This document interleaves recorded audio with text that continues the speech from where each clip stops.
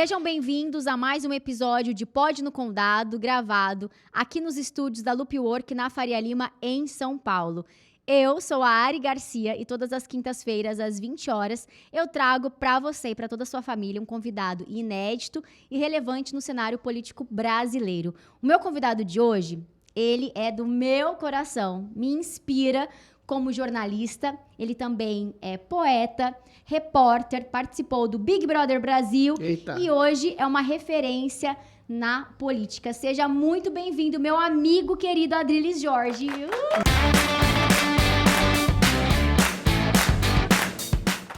Obrigado pelas palavras generosas de relevância. A relevância maior é estar no seu coração. É esse a minha candidatura maior, ser alguém presente no seu candidato. Eu me candidato a ser uma pessoa melhor para estar na Câmara Secreta e Oculta do seu coração. Gente, não, Ariane poeta. Garcia. Eu não gosto de ficar muito perto dele porque eu tenho medo de apaixonar, viu, diretor? Ele é apaixonante. Tá certo. Você sabe que as mulheres, elas gostam de homens inteligentes. E você é uma figura marcante, você é empoderado, você é diferente. Uma pena, a gente tá solteiro, eu também tô, Adriles. Então, se apaixone por mim. Sou bastante complacente de apaixonamentos alheios. Não Pode. sei se todas as mulheres gostam de homens inteligentes. Eu acho que cada um tem as gosta exceções. de algum tipo de adequação, coadunação. Eu acho que para você gostar de uma pessoa inteligente, você tem que ser inteligente. É isso que eu ia Pra falar, você de ter uma inteligência. libido sofisticada, amadurecida, Apurada. sensível, aí você vai se apaixonar por alguém igualmente sensível, sofisticado. Ou, às vezes, também, o amor melhora a pessoa. O amor tem um princípio que eu acho muito bonito, que o amor atravessa a pessoa. O que quer dizer isso? O amor enxerga a pessoa como que é, não só o que ela é, mas você percebe pela intuição o que ela pode vir a ser. Ou seja, cada um pode ser melhor do que é, pode alavancar lugares melhor do que está, do ponto de vista profissional, afetivo, intelectual. E quando você ama alguém, você quer melhorar essa pessoa e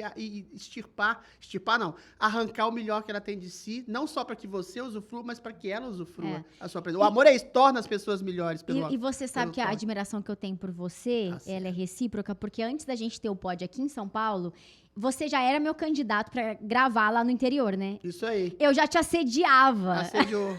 Não deu certo, mas agora deu. Graças a Deus, agora deu.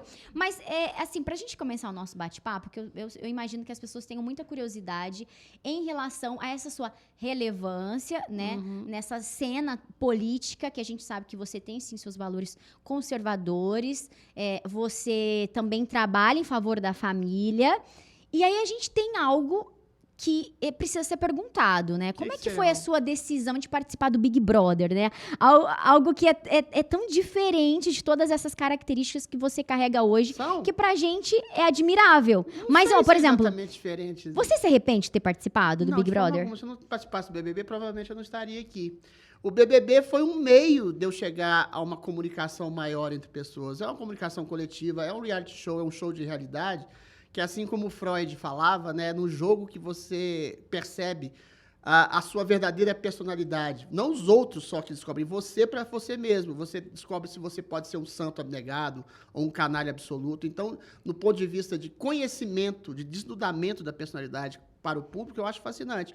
E do ponto de vista de autoconhecimento, de saber até onde você vai em relação à amizade, a jogo, a dinheiro, a projeção, a fama, a angústia que você sente lá dentro, a saudade que você sente das pessoas que você tem afeto aqui fora, é uma grande experiência antropológica. Dito isso, em favor do programa que eu participei, que eu não nego ter participado e que não me arrependo de ter participado, ele te catapulta para outros lugares. Então, se você é um jornalista, você vai fazer um trabalho jornalístico como eu faço. Se você é um escritor, você vai trabalhar para produzir um trabalho literário, como também eu faço. Se você é uma mulher linda, carismática, eventualmente, algumas vão posar nuas. Se você é um artista de circo, você vai investir no circo. Ou seja, ele te projeta, te dá a possibilidade midiática de uma projeção grande na mídia. Uns aproveitam isso para bem e outros aproveitam para mal.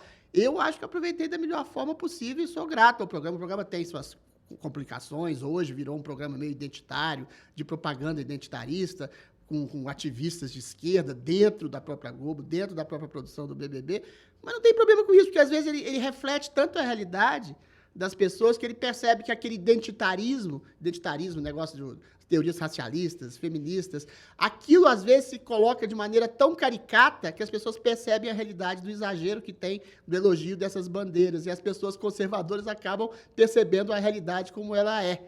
Então, às vezes, as pessoas sejam canceladas, as pessoas sejam enaltecidas, não porque aquilo que a produção da Globo queria que elas fossem, mas pelo que elas são e demonstram ser. Eu acho que esse é o grande mérito do programa e me catapultou para... Não onde exatamente eu queria estar, mas onde a vida me levou. E é um lugar interessante onde a vida me levou. Com certeza. Não, é admirável. E você construiu essa trajetória, você pavimentou a sua carreira. E hoje, eu acho que quando as pessoas têm interesse em ouvir a nossa história, já é muito importante, né? E você é convidado para inúmeros programas, podcast. A gente acompanha, né, ali a sua dedicação na Jovem Pan, em trazer comentários que, de fato, mudam. Aquilo que você fala acaba trazendo influência para as nossas decisões. Você soma hoje 1,5 milhão de seguidores nas suas redes sociais, mas você não tem 1,5 milhão de pessoas ouvindo você, admirando o seu trabalho. Elas buscam em você uma informação, aquilo que de fato falta na imprensa brasileira. A verdade da informação. Tá muito enchendo minha bola, Ariane. Mas sei. é porque eu te admiro. Eu vou trazer quem eu não gosto. Eu sou um homem, eu acho que modestamente o que eu tento fazer é estabelecer um princípio de diálogo com as pessoas. Perceber o que as pessoas querem, o que as pessoas desejam, o que as pessoas acham que querem. O Gilberto Gil tem uma frase que eu gosto muito, né? O povo sabe o que quer, mas o povo também quer o que não sabe. Às vezes você não sabe exatamente a origem do seu desejo, a origem do seu afeto, a origem do seu querer. A gente quer comer, como diz os Titãs, mas a gente também quer comida, diversão e arte, a gente quer entretenimento, a gente quer um sentido mais profundo de ver, para além da felicidade frugal, do prazer corporal, do prazer imediato. Isso tudo está arraigado no comentário da política, no comentário sobre comportamento, no comentário sobre entretenimento, na fofoca, em todos os lugares. Eu participo de um programa que é o Morning Show da Jovem Pan, que é um programa raro e singular, que ele fala de política, a abobrinha, a sexualidade, a fofoca, a comportamento, a tudo. E assim, a gente mistura tudo de uma maneira muito interessante, muito simbiótica, porque as relações políticas, por exemplo, que talvez seja o carro-chefe, não só da Jovem Pan como do programa, as relações políticas estão intermeadas em todas as relações humanas. No diálogo, da tentativa de melhoria da vida do próximo, da tentativa de melhoria da sua comunidade, das relações da sua família, do seu bairro, da sua cidade, e, em última instância, do seu polícia. E, em última instância, o seu país.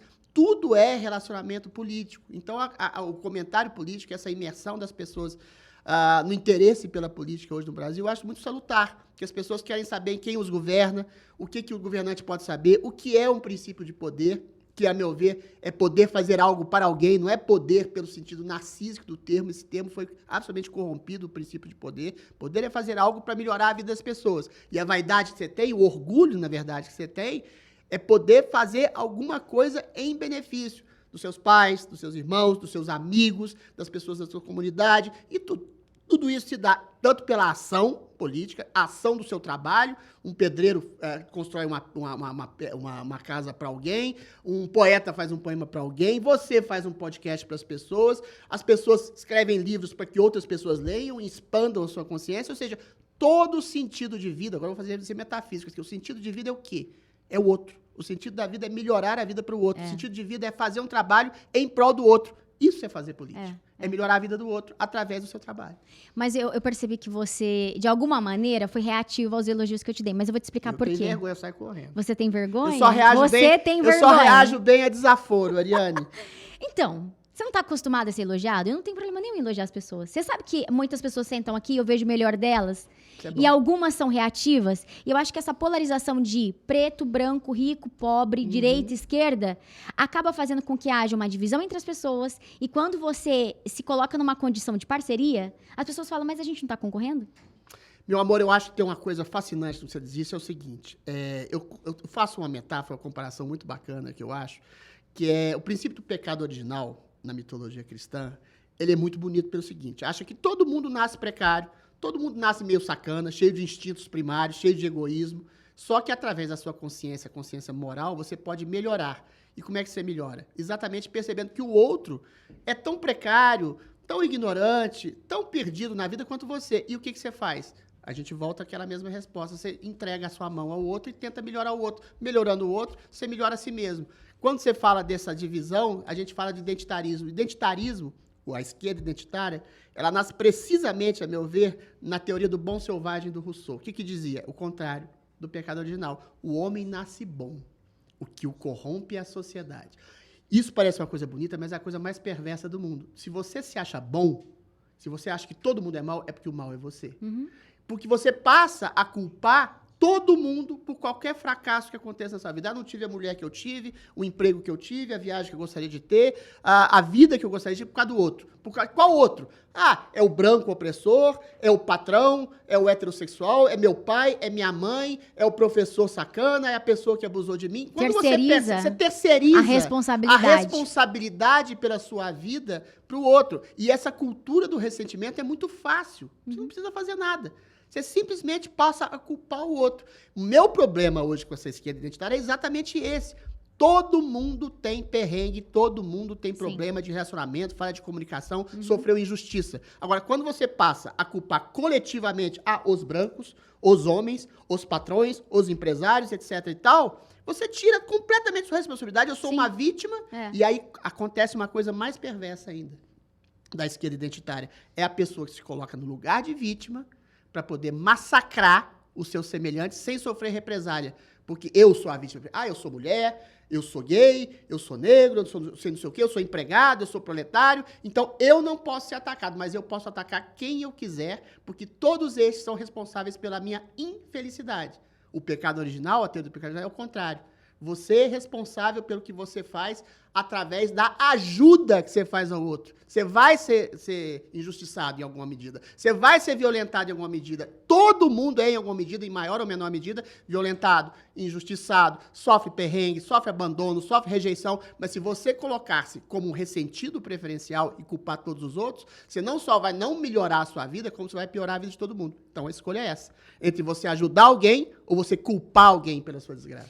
Entrando numa linha que a gente poderia, talvez, até resumir tudo isso que você falou, que faz parte do socialismo. As pessoas defendem aquilo que elas não querem viver. Elas defendem aquilo que elas não querem viver. Porque é muito fácil quando a gente diz assim, olha, você é extremamente bem-sucedido, por isso eu sou mal-sucedida. Meu Deus, não faz sentido nenhum. Nenhum. O contrário, entre aspas, do socialismo, que é o capitalismo, isso é muito interessante, que é o contrário do que se pensa, é uma ação coletiva no capitalismo. Você tem um patrão, você tem um empregado que ganha dinheiro do patrão, uma relação de parceria. Essa parceria pode dar lucros tanto para o patrão quanto para o empregado, que eventualmente, se empreender, se colocar no lugar de sucesso e trabalhar para esse sucesso, pode também vir a ser um empreendedor que vai gerar frutos, que vai gerar emprego. Você aqui gera frutos, gera emprego com a sua equipe técnica maravilhosa. Você tem um patrão que também usa do seu trabalho para enriquecer, para gerar lucros. Você tem a sua relação com seus amigos, que você faz parcerias profissionais, afetivas. Ou seja, esse capitalismo em que todo mundo quer ascender socialmente, intelectualmente, financeiramente, isso é que faz a sociedade andar. Agora, o problema do socialismo é muito simples. Você tem um só extrato alto, que é o Estado, que comanda tudo, cerceia liberdades, cerceia a liberdade de expressão, cerceia o seu poder econômico de compra, cerceia qual seria o seu trabalho. Em nome de uma igualdade forçada, você cria um princípio de tirania. Então, essa cultura do ressentimento, da inveja que a gente estava falando aqui, é a base do socialismo, que é um nome bonito, mas é uma perversidade, porque sufoca toda a liberdade de ascensão intelectual, moral, econômica da pessoa e coloca tudo na responsabilidade do Estado. Você fica preguiçoso, leniente, ressentido, igual no sentido de ser tolhido, ser castrado nas suas liberdades fundamentais, quer seja econômica, ou intelectual, moral, como a gente falou, e vira um robô automatizado. E se você reclama, você pode ser perseguido pelo Estado opressor. Perseguido. Então, assim, de socialismo não tem nada. É um coletivismo forçado, igualitarismo forçado, que, na verdade, é extremamente cruel. Você quase sofreu um assassinato de reputação. Você foi bastante perseguido, inclusive pelo próprio Ministério Público. Sim. Né? Então, quer dizer, o Ministério Público, que é um órgão que deveria defender os nossos interesses, defender o povo, você se sente injustiçado? Na condição de Ministério Público, como é que faz isso? O Ministério Público tá praticamente contra mim. Eu não seria talvez contra, eu não sei posicionar, porque eu passei por algo parecido, né? De o Ministério Público fazer uma denúncia contra um cidadão, você fala, mas não deveria me defender? Não tô entendendo. Isso são valores invertidos. Eu acho, primeiro, é uma ingenuidade a gente de achar que a justiça seja completamente imparcial e não tem ideologia. Sempre vai ter uma preferência, porque são seres humanos. Seres humanos são formados por princípios. Agora, o princípio pilar, basilar da justiça deveria ser a isenção. É a justiça cega que vê a ação do indivíduo e não a ideologia. Infelizmente, boa parte, ou a maior parte do Ministério Público está tomada por ideólogos, pessoas que têm uma ideologia. Aí a gente pode discutir isso há horas, da onde que vem essa tomada ideológica nas escolas, nas universidades, nas faculdades de Direito, nas faculdades de Comunicação, que inoculam um princípio único de ver o mundo. E aí, quando o juiz se torna, ou o procurador, no caso do Ministério Público, se torna um ideólogo, aí ele passa a ser injusto. Então. Isso não acontece só no Ministério Público hoje no Brasil. Acontece com certeza. no STF, acontece nas mais altas cortes, infelizmente.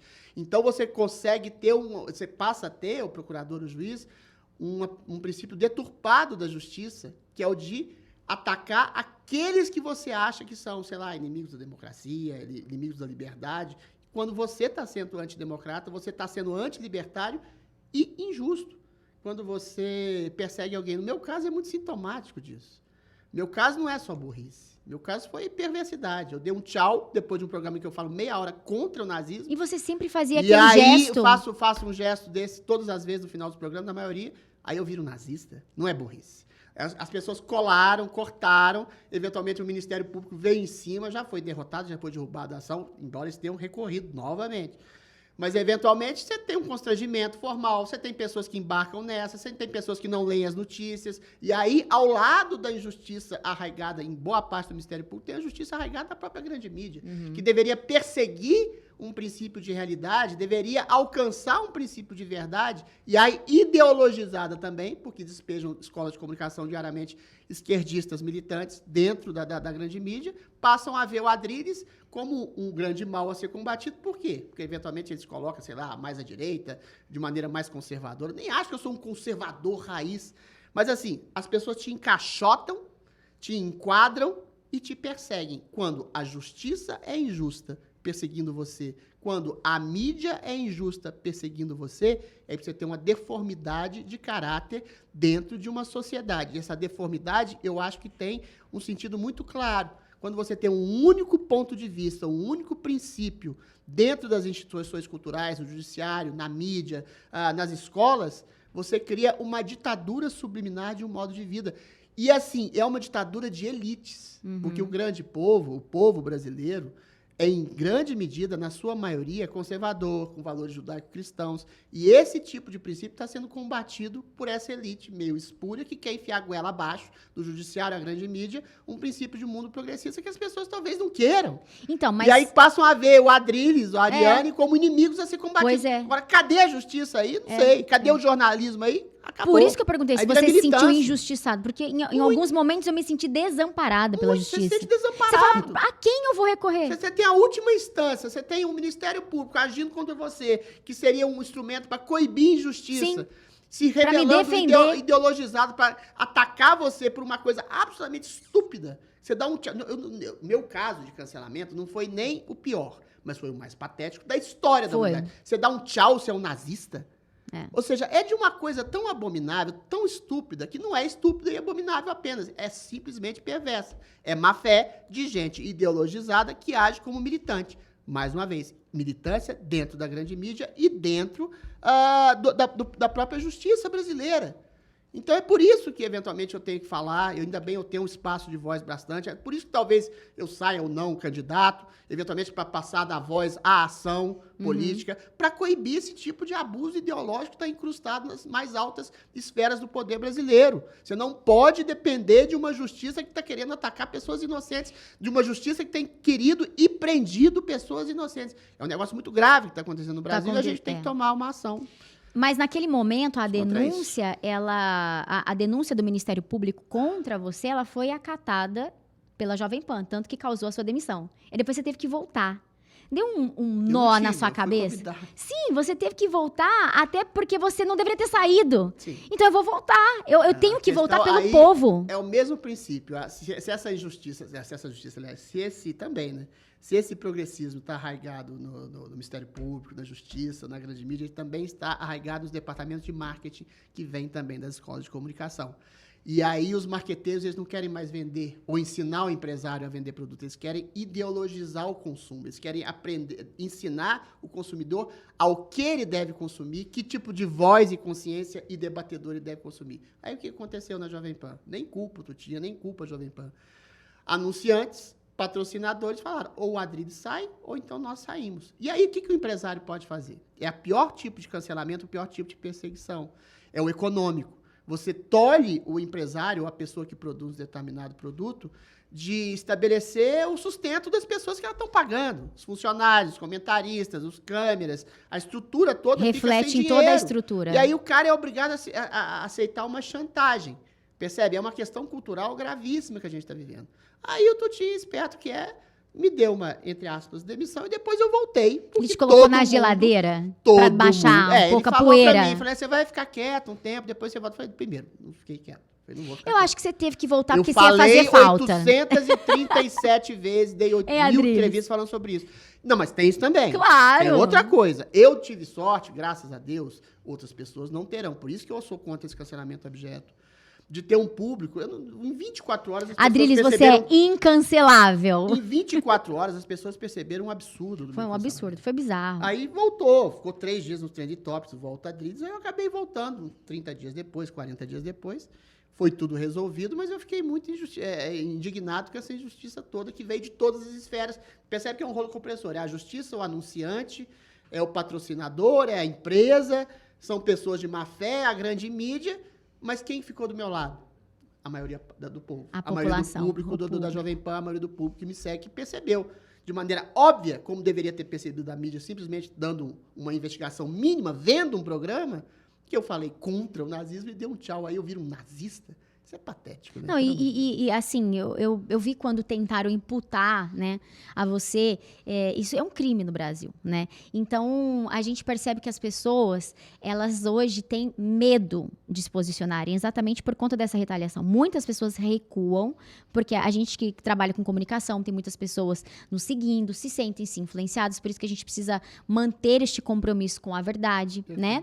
A gente precisa entregar uma notícia verácil, e a gente sabe que sim, por conta de tudo isso que você falou, do compromisso que as empresas têm em pagar os seus funcionários, aí tem os patrocinadores, os colaboradores, as pessoas que, de fato, investem dinheiro, no final das contas, elas são os patrões de tudo isso, né? Por isso até que a gente entende essa escala da Rede Globo, quando nós como jornalistas, Adriles, eu fico com pena, né, de quem trabalha, tá ali, de alguma maneira, nas camadas de classe trabalhadora na Globo, que a gente sabe que lá em cima, no alto escalão, a ideologia, né, de fato, ela é esquerdista. Isso já foi declarado até por pessoas que trabalham na própria emissora. Mas, e a pessoa que cuida da faxina, o segurança, o cara que guarda o carro, o manobrista, as pessoas que estão ali fazendo figurino, maquiagem, todo mundo depende. E isso, de fato, causa na gente uma super indignação, porque esses dias eu ouvi uma declaração de que a Globo está prestes a quebrar, o que eu não acredito. Acho que não. Eu também não acredito Ela nisso. perde dinheiro, perde patrocínio, perde seguidores, perde... Pois é, mas quebrar... Exatamente, isso que eu ia dizer. Os pontos, né, são evidentes em relação também à aceitação que tem. Ainda tem, e provavelmente vai continuar tendo. Nenhuma mídia sobrepõe a outra ou substitui, todas se complementam. Claro. E você tá em todos os lugares. Mas eu acho que você deveria postar mais nas suas redes sociais. Tá, posso fazer. Você precisa fazer, você precisa se comunicar mais. Eu te sigo nas redes sociais, mas pra eu te ver, eu preciso ligar numa emissora. Eu acho que você podia fazer live todo dia. Nossa senhora, você quer que eu trabalhe mais? Criatura, eu já trabalho falando todo dia, dando opinião, Fala um pouquinho mais. Mas Por eu vou falar 24 horas por que você por não dia. deixa o celular ligado, então, ó? Não, na não Jovem faz Pan, comigo, enquanto não. você tá lá, liga. Eu Deixa, tenho que ter vida privada, deixa criatura. ligado. Enquanto você tá dando entrevista. Mas eu posto bastante. Geralmente, 1 ou 2 postagens por dia. Tá bom, chega. Só? Jesus, Ariane, Não. deixa eu trabalhar mesmo. A gente precisa de explorar mais, garimpar mais esse teu conhecimento. Mas o que você falou é muito importante. Eu acho que a pior das ditaduras é a ditadura econômica. Sim. Porque você impõe para a pessoa. Ou você pensa do jeito que eu penso, ou você se cala diante dessa pensamento dissonante que você tem, ou então tira o seu emprego. E é a perseguição que se faz, é o cancelamento que se faz hoje. Eles descobriram essa maneira mais perversa possível. Eles não calam sua voz. Eles calam sua voz através da perda do dinheiro. Eles querem te desmonetizar. Isso acontece em 1000 esferas da justiça, da própria mídia e das empresas midiáticas. Eu trabalho, graças a Deus, na Jovem Pan, cometeu uma injustiça comigo, mas reparou essa injustiça, mas é uma empresa plural. Você tem pessoas lá. Não é uma emissora de direita, é o contrário. É uma emissora que tem vozes da direita, do centro, da esquerda, progressistas, conservadores, céticos, todo tipo de gente lá está debatendo. Seria um modelo, né? Para todas as outras emissoras. Coisa porque que não faz tem. as pessoas pensarem. Coisa que não tem. Não é? Existe. O Thiago Leifert realmente chocou as pessoas porque foi uma coisa mais óbvia do mundo. Pois é. A empresa é toda de esquerda e ponto. Mas é que não esperavam dele, Ponto. né? Ele é um cara que viveu na pele. Eu conversei algumas vezes com o Thiago Leifert e ele falou, Adriles, aqui você tem razão. Eu falava isso, que a produção do BBB, da Globo, era todo mundo de esquerda, todo mundo militante. Só eu falava, você tem toda a razão, só eu que não posso falar isso. Agora que ele tá um pouco mais afastado, mas ainda tá ele fala isso de uma maneira óbvia. E quando você tem toda uma orquestração de gente pensando da mesma forma, é claro que você vai ter uma ditadura subliminar. E quando você tem gente pensando da mesma forma, que impõe goela abaixo dos outros funcionários, dos outros jornalistas, dos outros comentaristas, dos outros apresentadores de programa, e cerceia a sua voz, você tem uma ditadura subliminar. Ou seja, o cara fala, ó, você quer pensar diferente? Então sai daqui. Então sai da Globo, sai da Folha de São Paulo, sai do Estado de São Paulo, sai do UOL. Ou seja, você vai limitando o escopo do pensamento e, eventualmente, você vai tirando essas pessoas da jogada e impondo goela abaixo uma ditadura subliminar progressista. A Jovem Pan, aqui, são dos poucos lugares que você tem uma liberdade real. Liberdade de expressão, ela pressupõe o conflito, o contraste, o diálogo. Liberdade de expressão pressupõe aquilo que o Sócrates falava 2.500 anos atrás. Chama-se dialética. Dialética, em bom português, é diálogo. Você tem uma tese apresentada por uma pessoa, uma antítese que refuta essa tese, e, eventualmente, uma coisa maravilhosa chamada síntese, que você aprende com contraste em relação a outra pessoa. Agora, no Brasil, você tem uma polarização maluca de direita e esquerda, mas é uma polarização assimétrica. Você tem uma ditadura subliminar nos postos-chaves da cultura, da mídia, da educação, que é feita de esquerda. Então, não é mais uma dialética, ela é uma imposição de um ponto de vista único e uma opressão e perseguição de vozes sonantes. Adriles, eu sei que você não gosta que te elogia, mas... eu vou soltar só mais uma. Eu admiro a sua capacidade intelectual. Obrigado. Isso se deve à dedicação que você tem aos livros, ao conhecimento. É uma pessoa que sabe ouvir, né? Porque a gente sabe que jornalistas, apresentadores têm dificuldade em ouvir. E o grande desafio que eu tenho aqui, às vezes eu quero falar. E a gente sabe que ouvindo a gente aprende, né? Ouvindo também a gente aprende muito. E eu percebo que você, às vezes, tem um pouco de resistência, né? Pra pré-candidatura. Mas a gente precisa, de fato e efetivamente, de políticos que tenham uma capacidade, né, para pensar, que tenha massa encefálica. Mais de 5 neurônios, que é o que a gente vê na esquerda. Eles têm essa dificuldade em colocar esses candidatos. Sim. E eu me sinto, né, como uma pessoa que é uma cidadã que é pró-governo, eu me sinto privilegiada em ter candidatos como você, pré-candidatos, né? Como você e tantas outras pessoas que eu recebo aqui. E eu sou muito exigente em relação aos meus convidados, porque, primeiro, eu não conheço todos a fundo, afinco, não tenho aquele tempo, né, pra viver a vida, né, da pessoa que tá aqui, mas eu sei que você tem uma essência generosa, eu sei que você tem uma base familiar, como eu disse, você tem essa capacidade intelectual, você tem formação, então, quer dizer, pra mim é muito importante essas pessoas que estão aqui comigo e que valorizam o estudo. A gente fala tanto em educação no Brasil, né? Mas você vê, o jornalista mesmo não tem mais a obrigatoriedade, né? Do diploma, da parte teórica e tudo mais. Então, as pessoas até acham que eu sou redundante, sempre tá falando desse assunto, tá? Mas é porque, de fato, é a minha profissão, foi aquilo que eu escolhi. Claro. Eu me sinto afetada, sabe, de alguma maneira. Jornalista, né? O jornalista, exatamente. Não tem como eu invalidar, né, o meu diploma. E eu fico, assim, feliz que você vai sair candidato.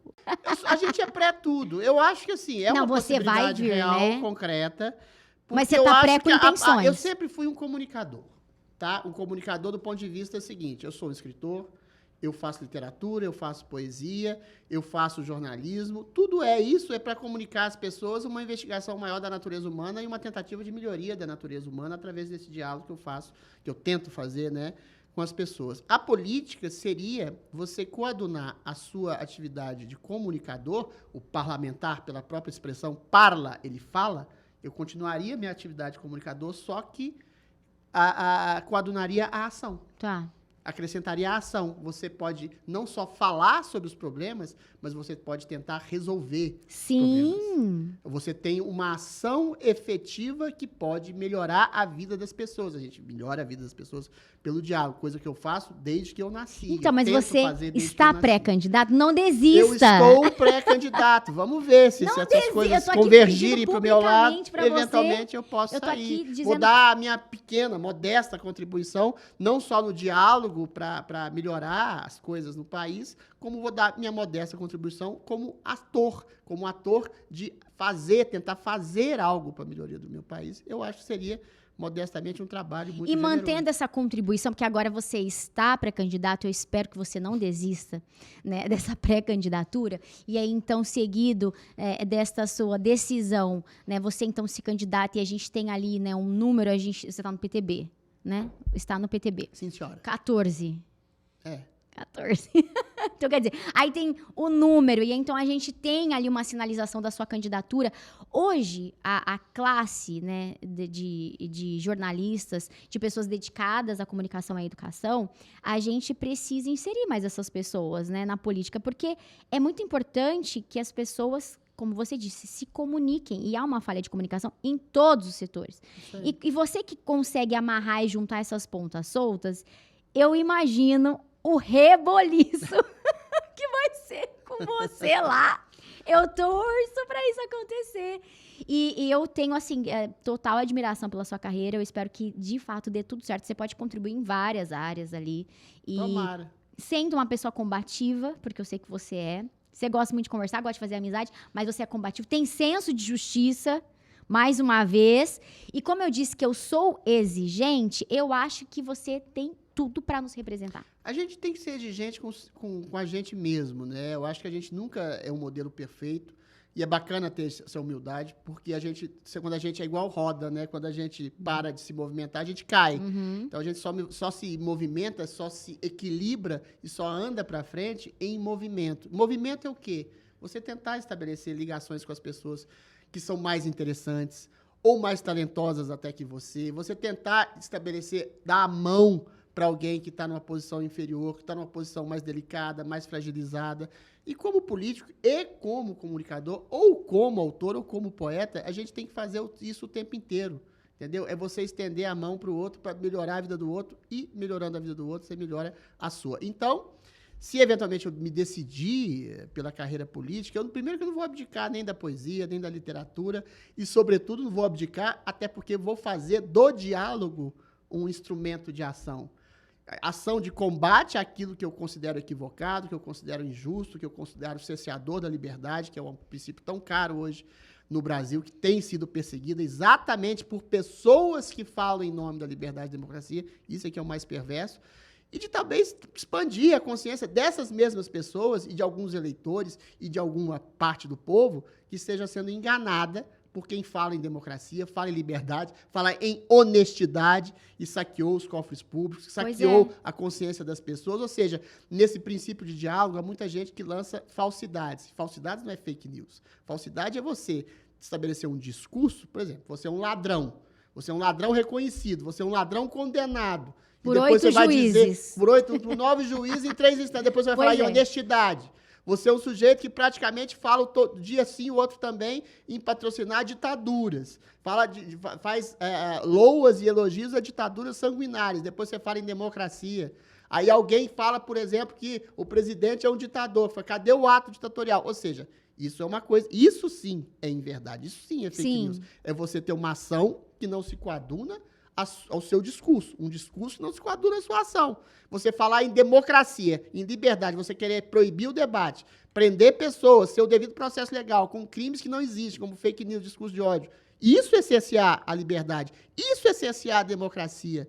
Então, falar em democracia e falar em liberdade de expressão é você agir de maneira libertária e democrática, coisa que não acontece com muitos atores políticos, midiáticos e judiciários nesse país. Pois é, por isso que eu gosto de ouvir, porque você é didático, eu aprendo com você, e eu acho importante que a população saiba o que significa comunismo, porque não deu certo em lugar nenhum. E eu sempre comento com as pessoas que me seguem, o comunismo, ele dá certo sim, aqui eu que não sei passar fome.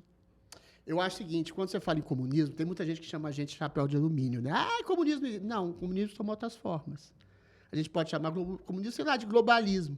O que é comunismo? Você cercear o empreendedorismo, cercear as forças de produção, cercear a possibilidade de trabalho, o Estado tomar conta de tudo. O que o Lula falou sobre o Covid-19? Você lembra?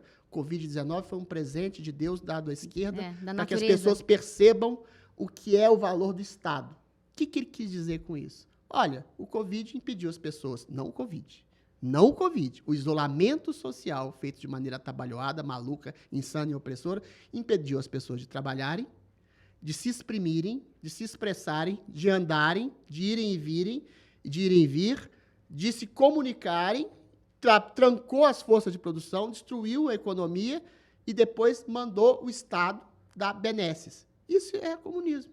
Você igualar, impediu crianças de estudarem, congelou a possibilidade de ascensão social e intelectual de crianças para saírem da miséria, saírem de uma posição mais fragilizada economicamente, de uma posição mais fragilizada intelectualmente.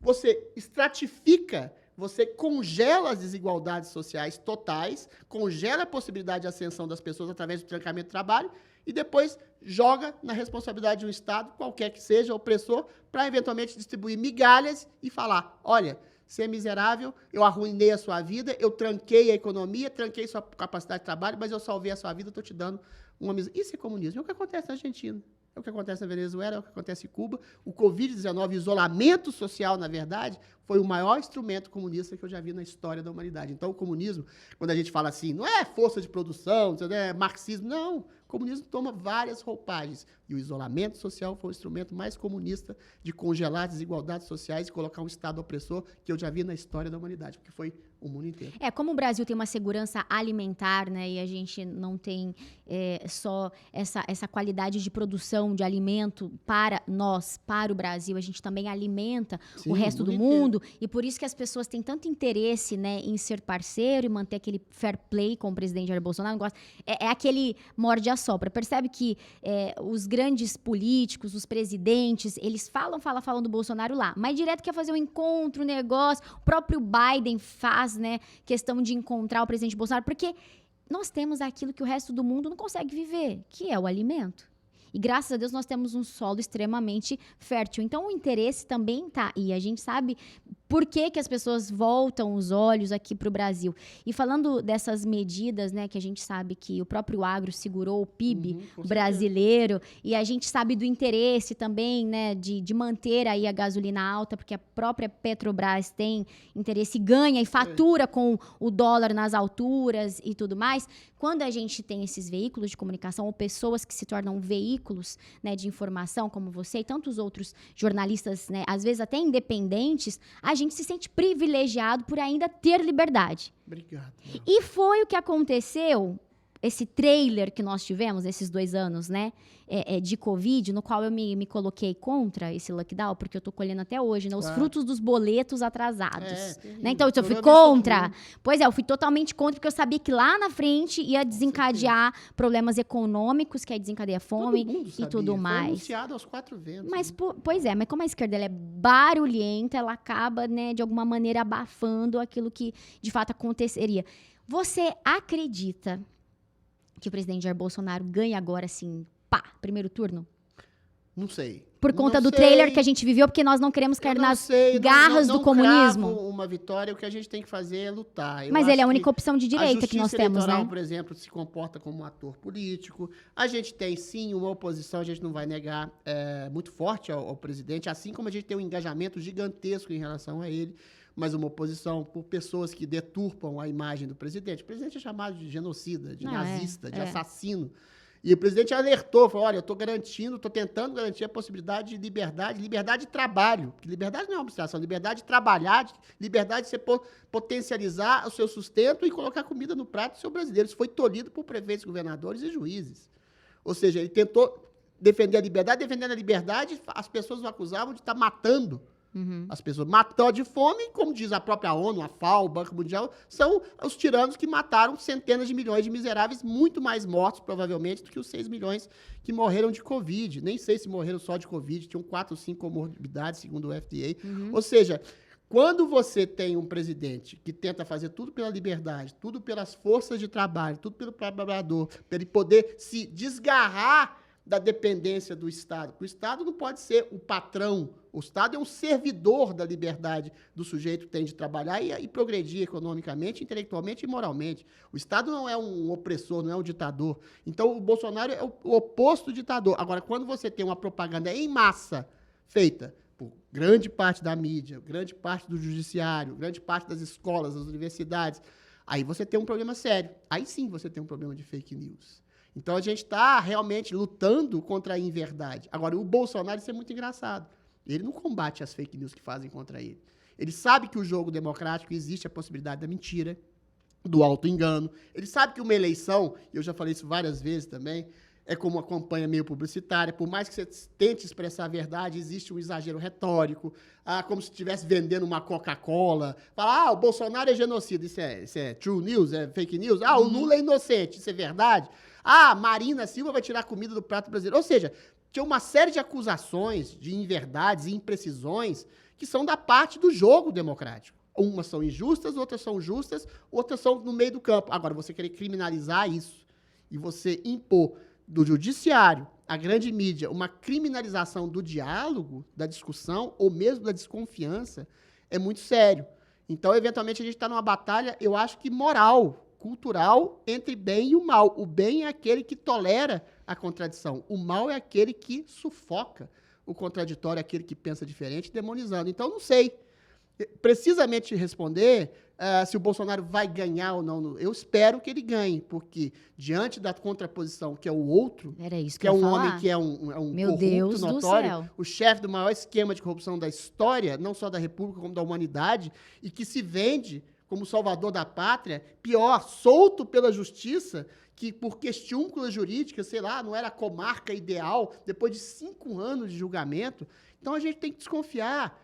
Não é das instituições, porque as instituições são além das pessoas que talvez estejam conspurcando essas instituições em favor do próprio ego, do seu princípio de ver o mundo, e, eventualmente, não conspurcam só as pessoas que pensam diferente, conspurcam o Brasil inteiro. Porque é um horror você soltar um bandido e o bandido liderar as pesquisas políticas no Brasil. Ou seja, mas é uma pesquisa que ele é o mais honesto. E aí você tem as pesquisas, eu estou falando de pesquisa, aí tem pesquisas ligadas a empresas de comunicação que fazem campanha, ou seja, empresas de comunicação que deveriam ser jornalísticas, mas são ideopatizadas, como a gente falou no começo da entrevista, que são aboletadas de militantes esquerdistas, e aí detupam as pesquisas para favorecer o seu candidato. Então, a gente está numa guerra santa terrível. Isso, mas é essa percepção exata que eu tenho quando eu vejo as notícias, e eu não sei se as pessoas, talvez por falta de acesso às notícias, existem países que tiveram comida racionada, porque são países que não conseguem produzir a própria comida. Por isso que eu valorizo tanto o agro,